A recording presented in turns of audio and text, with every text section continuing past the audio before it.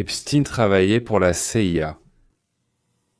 À votre avis, l'on sait que lorsque de jeunes filles douces et timides regardent un homme âgé, lui posant une question d'une voix douce, tout en lui touchant le genou, cet homme vieillissant mais toujours homme, va-t-il répondre ou dire que c'est un secret d'État?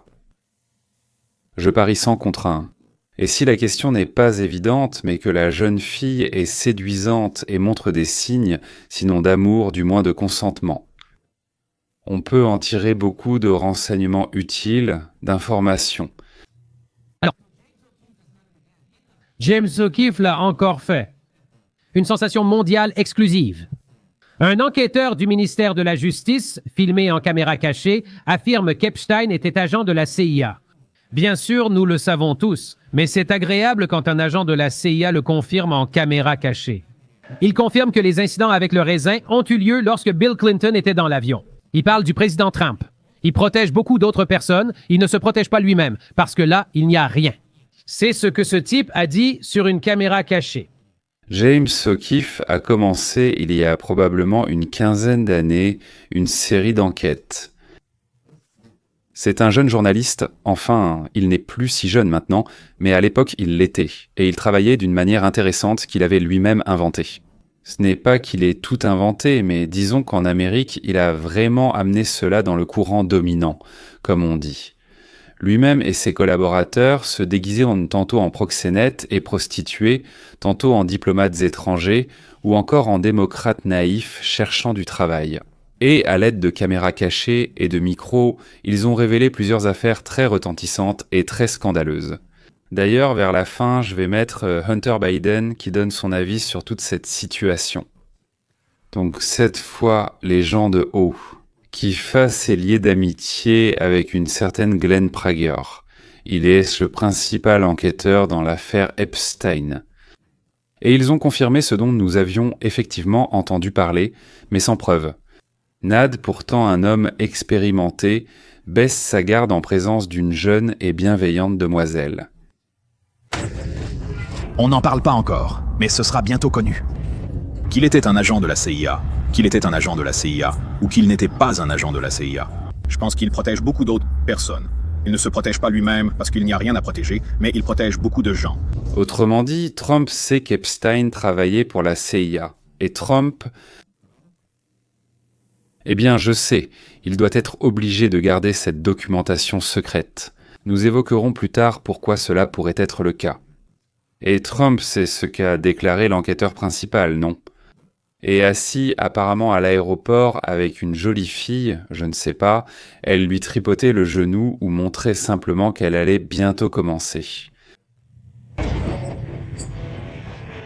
Parce que Trump dit maintenant que c'est une arnaque, enfin une affaire comme une arnaque ou quelque chose comme ça. Je me dis, allez, tu sais bien que ce n'est pas une arnaque. Il a pris l'avion plusieurs fois. C'est juste qu'il n'a jamais été dans l'avion avec des enfants. J'ai vu le planning et j'ai interrogé toutes les victimes. Trump n'a jamais pris l'avion avec ses enfants. Et il y a eu un viol, mais on ne peut pas en dire autant de Clinton ni des autres. Alors que les Clinton, dont Bill Clinton était dans l'avion, des viols ont eu lieu. C'est un aveu remarquable selon moi. Voici James, il dit que c'est entendu en cachette, mais il est impossible de prendre des notes à distance. C'est-à-dire que la jeune fille était un appât et enregistrait elle-même la conversation en vidéo. Et voici James, l'inspirateur et l'organisateur de toutes ces révélations. À l'aéroport de Phoenix, le 8 septembre 2025. L'enquêteur principal du ministère de la Justice ayant travaillé sur l'affaire Epstein raconte tout.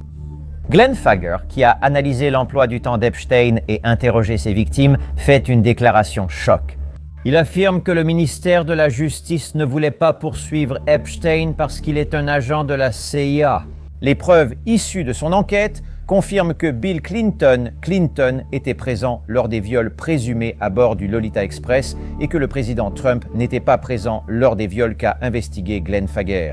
Mais il protège beaucoup d'autres personnes, dont Trump, a déclaré l'enquêteur. Il protège tout un groupe de personnes, c'est son avis bien sûr, qui ont violé de jeunes filles dans l'avion et dans le domaine d'Epstein.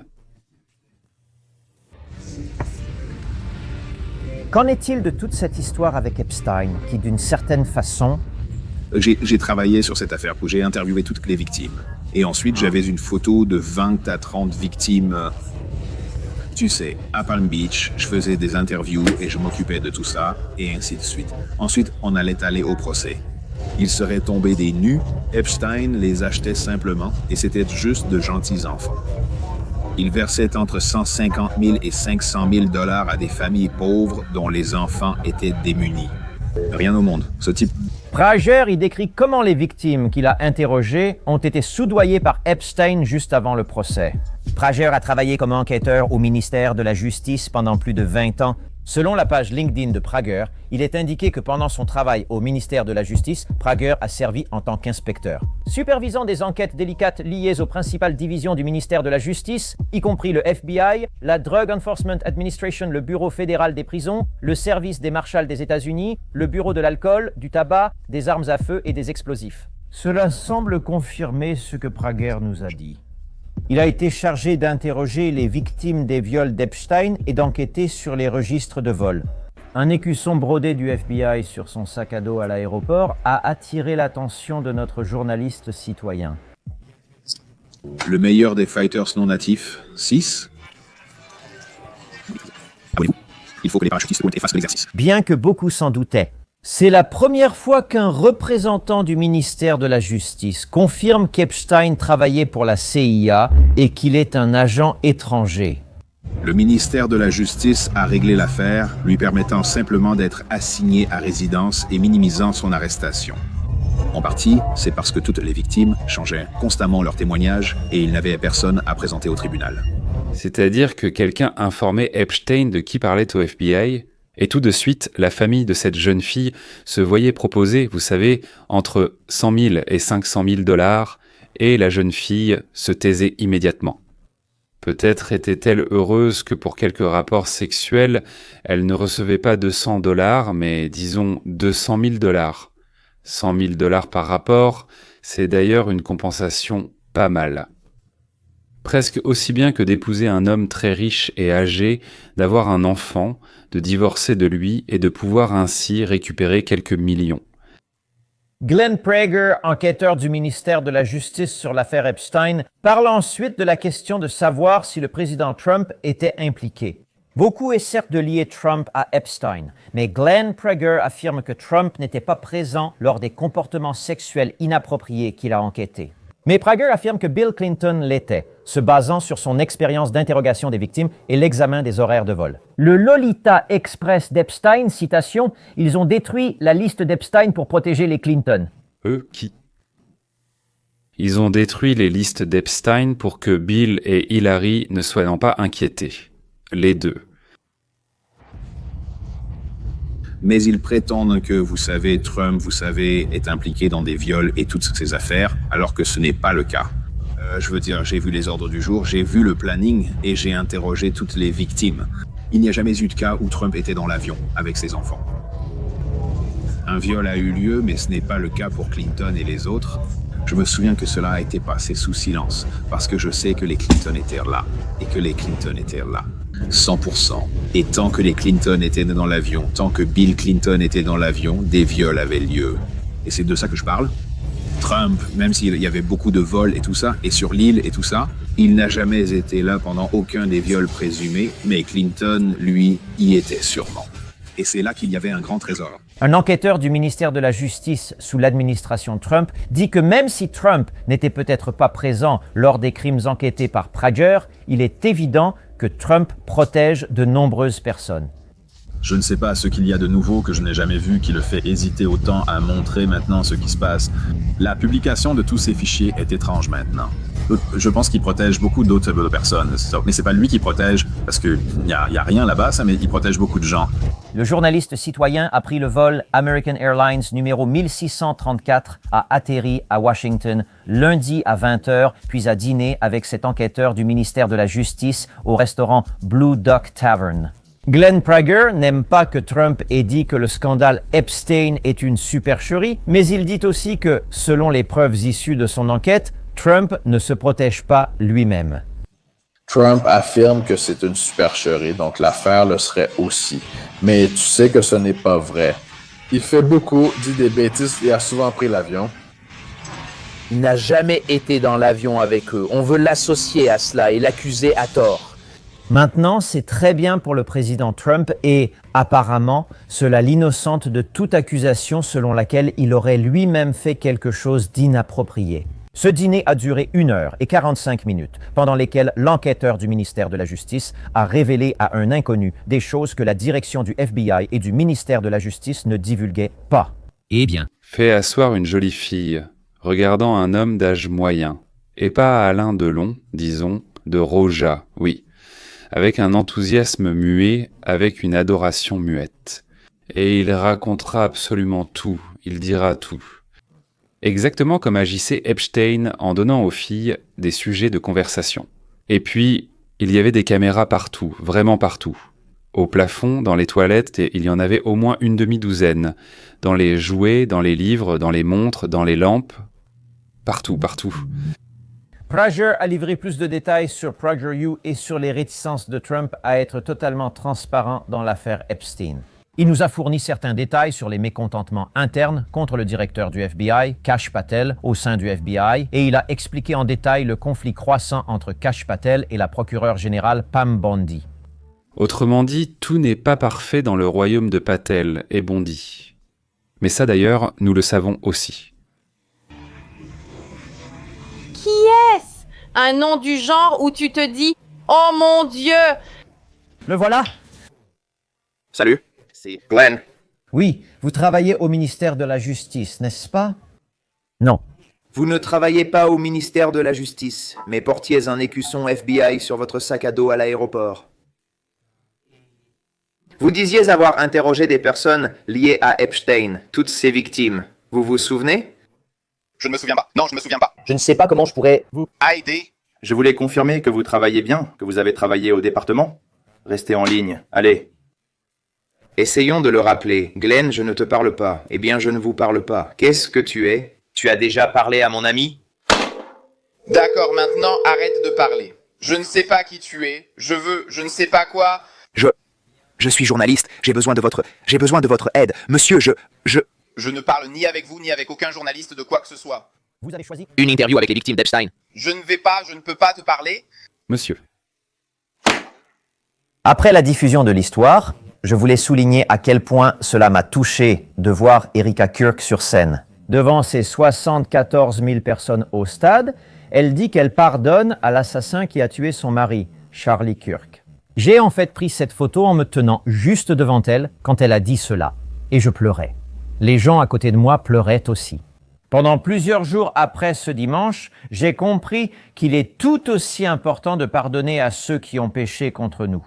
Pour nous les vivants, il est essentiel d'obtenir justice et de demander des comptes à ceux qui détruisent ce pays dans l'ombre.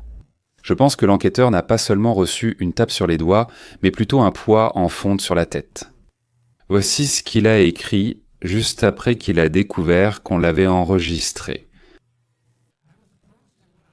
On m'a abordé dans ce que je considérais comme un cadre informel, non professionnel.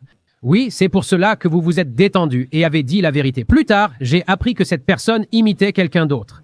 Comment ose-t-il mener une enquête secrète en se faisant passer pour d'autres personnes? Après tout, le FBI ne fait jamais ça.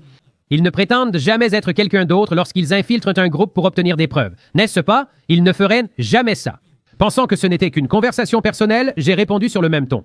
Pourquoi inventer tout ça alors? Donc, à chaque fois que j'ai une conversation informelle avec un inconnu, j'invente simplement tout ça. Concernant l'affaire Epstein, aucune remarque de cet échange ne doit être considérée comme une déclaration exacte. Il dit que je suis un menteur, mais cela ne reflète ni mon comportement, ni mon opinion. Je veux m'assurer que cette interaction trompeuse ne provoquera pas de confusion. Oh, c'est trompeur. À Washington, on parle de gaffe Voschlitz quand quelqu'un dit la vérité par surprise. Je pensais que c'était un faux jusqu'à ce que je vois ça. Je pensais que c'était un faux jusqu'à ce que je vois cet idiot le publier comme ça. Il dit « S'il vous plaît, cessez d'appeler et d'écrire, cela devient du harcèlement. » La publication de toute histoire liée à mon opinion est trompeuse et ou complètement inexacte. Pour être tout à fait clair, je n'ai été impliqué d'aucune manière et tout avis est basé sur des informations publiques. Alors, voici ce qu'il dit maintenant. Voici ce que déclare Jessica Vaughn sous ce post sur Twitter, porte-parole de James O'Keefe dans Sécurité et prière. Excellent travail, comme toujours, Roger Stone. Ceci correspond parfaitement à la recherche que j'ai menée pour mon livre La guerre des Clinton contre les femmes. La guerre des Clinton contre les femmes. Moi, et que ça, voici un chapitre détaillé sur Epstein. Luke Rudkowski, un ami de l'émission, dit à Ginny « Je ne sais pas à qui elle parle ». Encore une théorie du complot confirmée. Luke Rudkowski fait un excellent travail. 2000 likes pour ça. C'est vraiment le genre de choses qui, encore une fois, ressemble à une révélation de bêtises. Tu attendais vraiment qu'un d'eux se trahisse en tentant de coucher avec quelqu'un. Quoi? Ce qu'on sait tous. Non, je veux dire, je n'en ai pas besoin. Maintenant, cela donne aux journalistes et aux autres un moyen d'attaquer Kashu Pateliu, Donde, Donald Trump, Pam Bondi ou Denu Bongino. Maintenant, ils ont une arme. De vraies preuves solides que ce type dit ces choses. Alors, souvenez-vous ici que, premièrement, il pourrait simplement montrer cette vidéo avec Kashem Patelem. C'était avant qu'il ne sache qu'il allait devenir directeur du FBI. Voilà ce qu'il disait à Glenn Beck. Alors, qui par exemple, qui détient maintenant, c'est tout à fait... Ce n'est pas du tout le sujet pour tout le monde. Mais qui a Jeffrey? Epstein. Le livre noir, je veux dire, il y en a un. Oh, c'est sous le contrôle direct du directeur du FBI. Le directeur du FBI. Comme le manifeste de la fusillade de Nashville dans les écoles catholiques. Oui, nous ne l'avons toujours pas vu, n'est-ce pas? Ce n'est pas la police de Nashville ou le département qui dit « Nous ne voulons pas que cela sorte ». Le FBI est intervenu et a affirmé que cela ne sortirait pas, car c'est encore une opération de gangsters gouvernementaux.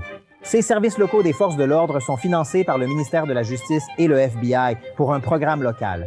Sans coopération, vous ne recevrez pas vos millions et n'aurez rien. C'est une grosse somme pour ces districts locaux. Voilà leur façon de jouer. C'est pourquoi vous n'avez pas de livre noir ou de manifeste? Non. Mais le livre noir... Ce n'est pas simplement... Elle ne fait pas que reposer là. Je veux dire ça. C'est la puissance de gouvernement multipliée par 10. Selon moi, c'est sur ce point que le président Trump devrait baser sa campagne en présentant dès le début le livre noir et plus encore. Dès le premier jour, rendre public tous les messages textes qui, selon ce qu'on nous a dit, ont été supprimés. Dès le premier jour, montrer le reste de la vidéo avec la personne qui a posé la bombe. Dès le premier jour. Dans Gangsters du gouvernement, je souligne l'importance d'un centre centralisé pour la déclassification permanente. Et c'est une autre chose qu'ils font. Ils classifient à l'excès, ils classifient trop, ils classifient tout. Et je vous le dis, en tant qu'ancien numéro 2 de la communauté du renseignement, ils classifient à l'excès 50% des documents pour protéger l'état profond. Oh non, rien à voir ici. Gina était experte dans ce domaine. C'est exactement ce qu'ils ont dit à propos des dossiers d'Epstein. Lui et Dan Bongino. Eh bien, nous, j'ai vu ceci et cela. Il s'est suicidé. J'ai vu ça. J'ai tout vu, tout. Zone d'activité protégée. Eh bien, publiez tous les enregistrements. Peu m'importe son suicide. Ce qui m'intéresse, c'est qui est allé sur son île, a fait des choses avec des enfants et travaille encore là-bas. Et pourquoi ne pas... Tu ne publies pas le livre noir dont il parle ici avec Glenn Beck, affirmant qu'il est sous le contrôle direct du directeur du FBI? Alors, devine qui dirige le FBI maintenant? Pourquoi évoquait-il le livre noir? Nick Bryant en a fait un livre et en a parlé dans Carnets de vol. C'est le sujet de leur discussion. Là, le livre noir, c'est ce que possède Nick Bryant. Nous l'avons répété, il en a plus que ce qu'il y avait dans le dossier qu'ils avaient. Nick Bryant avait ce livre noir. Je ne me rappelle pas qu'il l'ait reçu du FBI. Alors, voyons voir. Eh bien, selon l'actuel directeur du FBI, en 2023, la personne qui est maintenant directeur du FBI a dit que le directeur du FBI possède tous les documents pertinents. Il a le pouvoir de Hoover, multiplié par 10, le pouvoir de George Edgar Hoover. Oui, le directeur du FBI possède des dossiers compromettants. Les a-t-il publiés? Pas du tout. Il a dit qu'il devait tout publier. La situation change tout de même, quand des gens de l'opposition rejoignent la caste dirigeante. Il exigeait à l'instant de tout sortir et de tout montrer. Je comprends que vous encouragiez à aller de l'avant, mais pourquoi vos partisans s'intéressent-ils autant à l'affaire Epstein selon vous? Et sont tellement contrariés par la façon dont cela a été géré. Pourquoi pensez-vous que c'est le cas? Je ne comprends pas. Pourquoi s'y intéresse-t-il autant? Il est mort depuis longtemps. Il n'a jamais été une figure importante dans la vie. Je ne comprends pas où est l'intérêt ou le charme. Je ne sais pas. Aucune information fiable n'a été donnée. Et n'oubliez pas, nous avons traversé des années de chasse aux sorcières de Mueller et toutes ces différentes choses. Le dossier Steele qui était complètement faux, toutes ces informations étaient fausses. Mais je ne comprends pas pourquoi l'affaire Jeffrey Epstein pourrait intéresser qui que ce soit. Ce sont des choses assez ennuyeuses. C'est sale, mais ennuyeux. Et je ne comprends pas pourquoi cela continue. Je pense vraiment que seules des personnes assez mauvaises, y compris des fascistes, des fausses nouvelles, veulent continuer ce genre de choses. Mais qu'ils donnent des informations fiables, tout ce qui est fiable, je dirais, qu'ils l'aident. Si vous me demandez où je ne suis pas d'accord avec Trump, ce serait probablement l'un des tout premiers points. Eh bien, l'un d'eux. Même si, évidemment, je ne fais pas partie de la caste dirigeante. Je comprends que faire chanter les gens dont on veut obtenir quelque chose, atteindre un objectif, oui. C'est une méthode très pratique pour lutter contre l'opposition. D'ailleurs, pas seulement contre l'opposition, mais aussi contre les siens. Garder le contrôle. Et en publiant aussi, on peut placer ses alliés, les compromettre, voire même couler ses propres alliés. Je ne sais pas comment j'aurais agi dans ce cas-là. Peut-être comme Donald Trump avec Telegram et tout ça, mais ça ne me plaît vraiment pas.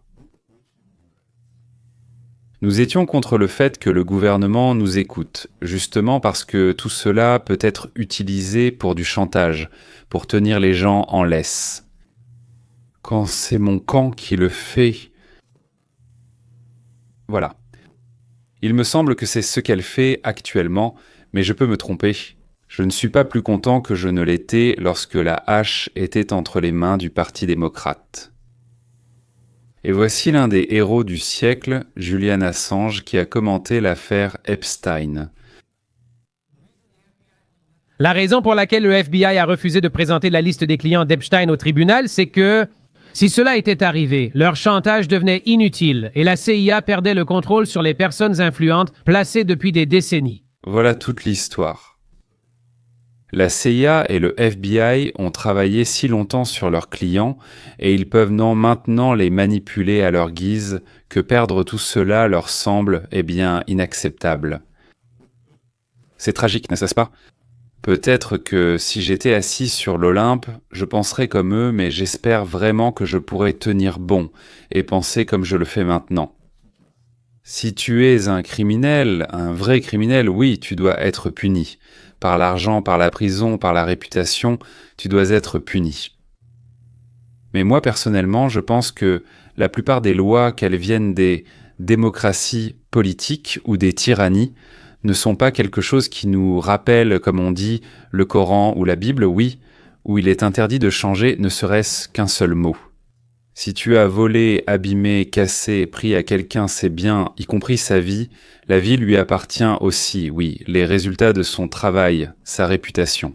Et si tu as fait quelque chose à une personne contre sa volonté, ou si la personne, en raison de l'âge, de la santé ou de l'état mental, ne peut pas décider, alors sans l'autorisation des tuteurs. Oui, mais es-tu obligé, si tu as fait tout cela, ou l'une de ces choses, bien sûr, tu dois payer. Et dans le fait de payer, il y a différentes choses. Il dit qu'il faut compenser au centuple tout ce que tu as pris. De quoi as-tu privé la personne ? Et peut-être passer du temps en détention, pour laquelle le criminel lui-même doit payer, d'ailleurs. Pas nous. Lui, il regarde la télévision, joue au basket, et c'est nous qui payons. Incroyable. Et ensuite il dit « Je n'aime pas cette nourriture, je veux un repas végétarien. » J'ai trouvé un extrait d'interview avec Hunter, voilà, je vous avais promis de vous montrer avec Biden, dans lequel il parle d'Epstein. D'ailleurs, quand il n'est pas ivre, Hunter, je veux dire, est pas sous drogue, il a bonne allure et il parle bien. C'est vrai, c'est vraiment un monstre absolu. Mais si les escrocs ressemblaient à, je ne sais pas, à des méchants, eh bien personne ne leur confierait d'argent. Regardez Hunter Biden, connu pour le fait que, lorsque son frère aîné était à l'hôpital, il couchait avec sa femme, la femme de son frère aîné. Et il s'en vantait un peu. Sous-titre. Toi, c'était genre Epstein. Non, personne ne pense ça. Je veux dire, vraiment, à part le soudain Cachapotiel et Dan Barnjane, personne ne pense que c'était comme ça. Vous avez ce célèbre docteur, ce médecin légiste qui a fait, comment ça s'appelle, l'autopsie post-mortem. Oui, d'après les résultats de l'autopsie post-mortem, je ne sais pas comment ça s'appelle. Il évoque toutes les fractures dans son cou et affirme qu'il était impossible qu'il se les soit infligées en s'étranglant. Quoi ? Ce n'est pas possible. Exactement. Même s'il dit cela... Vous détestez la vie? Oui, exactement. C'est littéralement impossible et une invention, et il y a cette idée qu'il s'est un peu penché en avant. Eh bien, rien ne colle. Il y a ce type qui vient juste de témoigner ou qui n'a pas témoigné. Ils ont interrogé le voisin de cellule de Jeffrey Epstein, qui a affirmé que c'était impossible qu'il ait pu faire ça. Un enregistrement sort maintenant, et ce ne sont pas seulement 1 minute manquante, mais en fait 3 minutes qui ont été réenregistrées. Mais c'est le protocole standard de l'établissement le plus sécurisé du pays. Eh bien, c'est oui, je veux dire, et rien que cela en soi. Vous avez quelqu'un dont tout le monde sait absolument que s'il lui arrive quelque chose, il y aura, et vous serez accusé d'une dissimulation gigantesque. Et il meurt, et son complice en France, comment il s'appelle? Il fait simplement, vous savez, il meurt dans des circonstances mystérieuses en prison. Et vous savez, la femme qui vivait en Australie, vous savez, elle fait pareil, juste avant. Je veux dire, comme moi. Regarde, encore une fois, maintenant moi, je me laisse entraîner par la théorie du complot, mais clairement, je veux dire, qui croit en lui-même et personne d'autre. Et pour finir, un autre employé du ministère de la Justice raconte à des inconnus que tous les noms des républicains seront effacés, tandis que les noms des démocrates seront présentés au public. Je ne sais pas comment faire ça.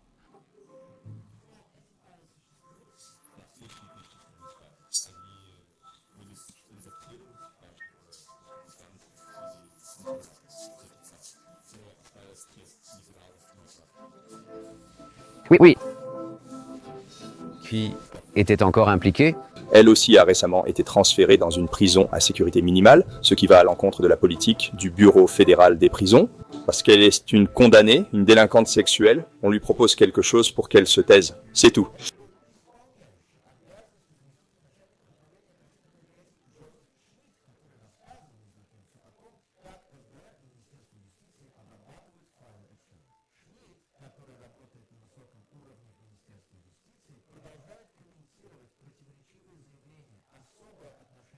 Et vous, qu'est-ce que vous faites ici? Je travaille au ministère de la Justice. J'y travaille depuis 23 ans comme analyste.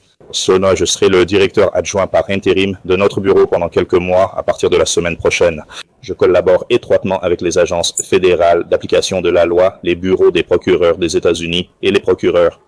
Le fait est que c'est intéressant parce que je traite avec de nombreuses agences comme le bureau des marshals. Dernièrement, le FBI et le ministère de la Justice ont été critiqués pour avoir promis la transparence, puis avoir refusé de publier des vidéos et des documents non expurgés. Cela contredit les attentes du public et les promesses de la procureure générale Pam Bondi et du directeur du FBI, Kash Patel. Dans un communiqué du ministère de la Justice, la procureure générale Pam Bondi a déclaré « Ce ministère respecte les engagements du président Trump en matière de transparence et révèle les actions odieuses et prolongées de Jeffrey Epstein et ses complices. » Et ils ont également affirmé qu'ils faisaient la lumière sur le vaste réseau d'Epstein pour ensuite déclarer plus tard qu'Epstein avait agi seul et que la seule preuve vidéo qu'ils avaient était la collection personnelle de pornographie infantile d'Epstein. Des dizaines de milliers de vidéos étaient de la pornographie infantile téléchargée par ce répugnant Jeffrey Epstein. C'était de la pédopornographie. Dans le même communiqué de presse, Kash Patel a déclaré, je cite, « Il n'y aura aucune dissimulation, aucun document manquant et aucune pierre ne sera laissée non retournée. Pour l'affaire Epstein ou tout autre, nous travaillons dur. Je ne cacherai jamais d'informations au public américain. » Plus tard, il a dit dans le podcast de Joe Rogan que publier une vidéo causerait encore des victimes parmi les personnes concernées. Nous ne referons pas des victimes de ces femmes. Nous ne publierons pas cela à nouveau. Cela n'arrivera pas, car sinon, il gagnera. Nous ne le ferons pas. Tu veux me faire pression pour ça? D'accord, mais vous savez, il y a beaucoup de tensions internes, même au sein de l'administration. Par exemple, le chef du FBI le veut vraiment. Et le numéro 2 du FBI pose des problèmes parce qu'il dit non, il faut les relâcher. Oui. Donc, le FBI veut qu'ils partent. Oui, 2 personnes principales gèrent cela là-bas. Ah bah. Bondi non? Je ne sais pas ce que fait Bondi, il veut ce qu'il veut. Bien sûr. Pourquoi ce conflit interne surgit-il soudain dans l'administration qui, en 2024, militait pour la divulgation totale des dossiers Epstein au public américain? Quelle révélation du ministère de la Justice et du FBI prouve que la liste compromettante des clients n'existe pas? L'analyste du ministère de la Justice, Joseph Schnitt, commente ces incohérences et confie à notre journaliste infiltré que même si quelque chose est publié, ce sera fortement censuré en faveur du Parti républicain. Ce fonctionnaire du ministère de la Justice, Joseph Schnitt, serait probablement démocrate. C'est drôle que Kiev soit arrivé à la même conclusion que moi, à savoir que l'intervenant est un démocrate et qu'il a peut-être même deviné qu'il était enregistré. Mais le plus important que nous ayons découvert, messieurs, c'est qu'Epstein travaillait pour la Central Intelligence Agency. Et donc, ils ont des copies dessous de tout ce qu'il a enregistré en audio, en vidéo, sur son ordinateur. Je pense même qu'il y a des enregistrements de ce qu'il disait, parce qu'il nous emmenait partout avec lui. Les téléphones, et avec les téléphones, tout est enregistré, même quand vous pensez qu'ils sont éteints. Très bien, c'est tout. C'était une histoire un peu choquante aujourd'hui, mais on aime même quand l'histoire est choquante et qu'il y a de quoi discuter, n'est-ce pas, hein, on se passe. Mais quand même, il vaudrait mieux qu'il y en ait moins de ce genre-là. Au revoir.